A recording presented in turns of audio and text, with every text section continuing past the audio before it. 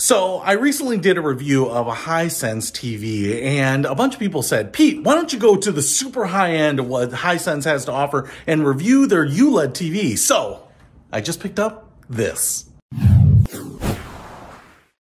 What's happening, Panda Nation? Peter Von Panda here. I just picked this up. It's the Hisense ULED 4K TV. I am super excited about this. It's 65-inch, tends to be, in my opinion, like perfect for value to size. It's kind of one of those things where it's an affordable TV, yet very big. But if you go up to like 85, they start getting really expensive. Anyway, this is a premium ULED 4K TV U7H series. So this is kind of like their higher end here. Quantum dot color, super high contrast ratio. This thing should just be amazing. What you can see here is brightness control with up to 1,000 nits. Oh, I've never had so many nits.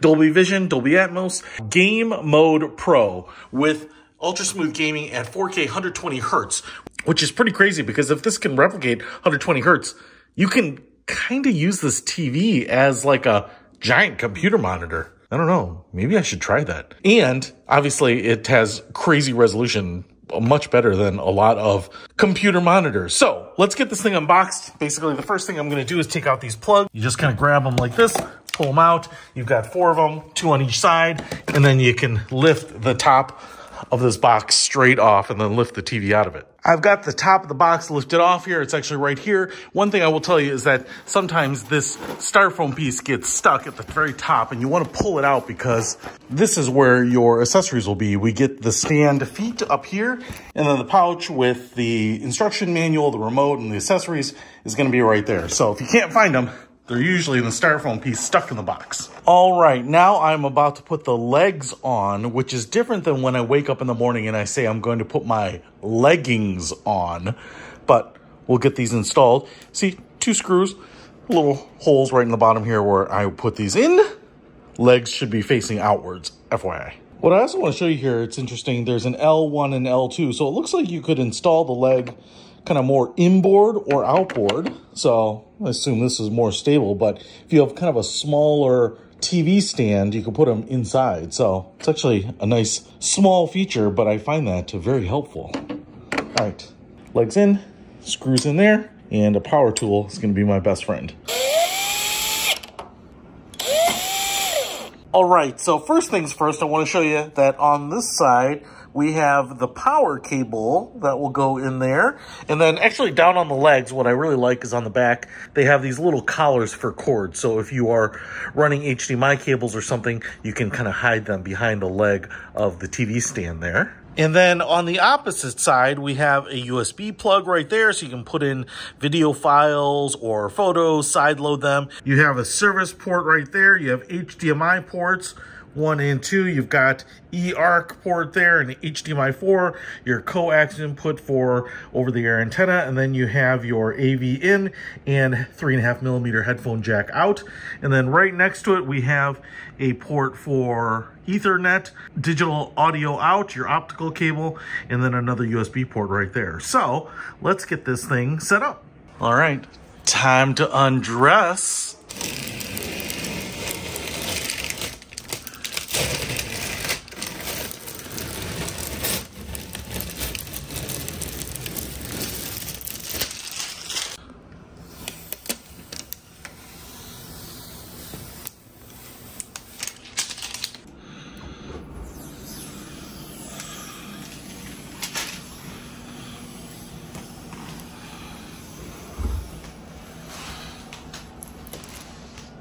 And looks like there's a firmware update before I get into the rigors of testing. Hey Google, what time is it? It's 11:39 a.m. No, it's not. It's actually time to give you a full review of this TV.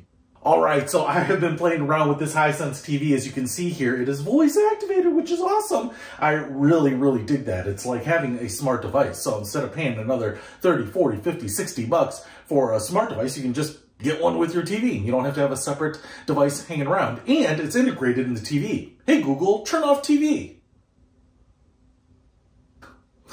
Oh, at least someone listens to me. It's pretty awesome. So if you can't find your remote, which I have right here, then you can control it with your voice. Now, this remote is pretty basic. It's kind of lighter, cheaper plastic. But what I do like about this is that we have this little voice button right here. So if I hold this down, I can say, "Hey Google," and it will recognize me. Whoops, just like that. Or if I just want to hold this down, I can say things like, "Open YouTube app." And as you can see, it'll find it and open the YouTube app, which is pretty awesome. Now, I've actually opened up YouTube here for a frame rate demonstration because this TV has the highest refresh rate of any TV I apparently have ever had. Now, finding video with a frame rate of 60 FPS or 120 FPS is actually not super easy. So I have looked around here on YouTube. This is a pretty well lit room, so you can get an idea of how this is set up here, but you can see 120 frames per second, 60 frames, 30 frames. All right, guys, so one of the things that I felt like I was robbing you of is the experience of seeing the different frame rates because I was recording in 60 frames per second, so the 120 frames per second looked like the 60 frames per second. So what I'm going to do here is roll in some of the clips that compare the different frame rates, but what I'm going to do is I'm actually going to change the camera here to record in slow motion 240 frames per second, and then I will play it at regular speed, and so you should be able to see that. So understand that as I'm rolling in footage here, that's what I'm doing to see if I can show you that this TV can actually handle the 120 frames per second refresh rate. I think they kind of call this the soap opera effect when you have the 120 frames because it's so smooth. But like I said, this is really the first TV that I've had that will generally support that. So it's pretty awesome. I mean, some TVs have been in the 40 to 60 to 85 megahertz range for me, but man, it's just really awesome to have a TV that has the refresh rate this high. So as you can see, it's doing it. And man, the other thing I want to point out here is look at the colors, look at the blacks. Like I said, this is my bedroom here, so this is pretty well lit. I've got a really bright window right there. This is high noon.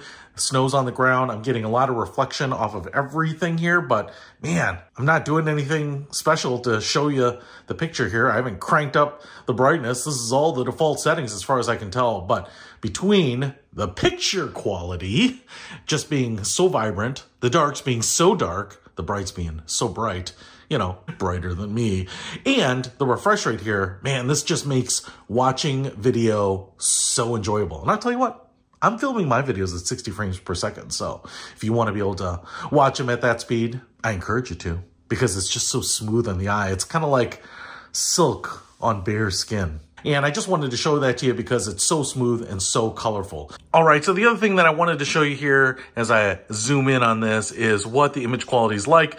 Very bright, midday here, well-lit room. Obviously, this TV is not hard to see in a well-lit room, but I thought I would open up a screensaver program and see if we can get some really high-resolution pictures here and then just walk up to it. So this is, oh, Mauritania. And I just want to show you, we are right up against the screen. Do you see those pixels? I mean, you might be able to see them. I'm right up against it. Look at those dark colors. I mean, I guess it's just like a satellite landscape, so I'm not totally sure what you should see, but I wonder if we can advance here to some other pictures. Oh, okay. This is a little bit more common here. You can see the trees. Let's go ahead and try the next one. This art here. Right here's something. I mean, it's just black paint, a photograph of a mural with some black paint. You can just see how black it is. I mean, it's almost reflecting because it's so bright in this room, but I know a lot of people obsess about how black are the blacks. That's pretty black. Man, that is vibrant. I like that too. Man, that would be nice. I feel like I should mount this on the wall and have it mimic a window so I'm looking over the mountain range. That would be nice. Jess Sorensen took a nice picture on that one. So, man, just beautiful photos here. Feel like I'm on the beach. Pete's dragon. That's my dragon. Oh, that's cool too. I dig that. So, pictures are amazing. The artwork is amazing. Man, how cool does that look? As I watched a little Brian Tong, I was watching one of my old favorite shows, Frasier, but you can see we've got all of the apps that you would want. You know, Google is a great environment for you know, supporting basically all this stuff, and a lot of it's in the Google ecosystem anyway, like YouTube, things like that. But you can find your shows, you can search for certain things like, again, just hit this button, Frasier, and it seems to find it just like that. And it shows me where I can watch it. So I have Paramount Plus, so I already have installed that. But oh, Pluto TV has it too? That's free, man. So I know on Amazon Prime, it charges you like $20 a season. I think there were like 8 or 9 seasons, so I can get a little pricey, but great show. Oh, and it's showing me shows that I also would have liked. Hey, Becker is on there. Did you know Becker and Frasier were on different stations, different networks? And when Frasier, Kelsey Grammer wanted Ted Danson to appear as his old character, Sam Malone, on Frasier, they had to get like special permission because it was 2 actors on 2 different shows at the same time playing roles on a different network. So that was kind of interesting. Oh, the nanny Fran Drescher, she was great. I loved her. And what I love about this, like I said, is the ecosystem, the operating system, it's just so awesome. You don't have to worry about having the little microphone button. You know, so many of the operating systems, whether it's Roku or the Samsung one or whatever, you know, a lot of them like have a remote with the voice control as an upgrade. So you either have to buy a separate remote or the software doesn't support it. This obviously supports it. Hey, Google, what time is it in Los Angeles?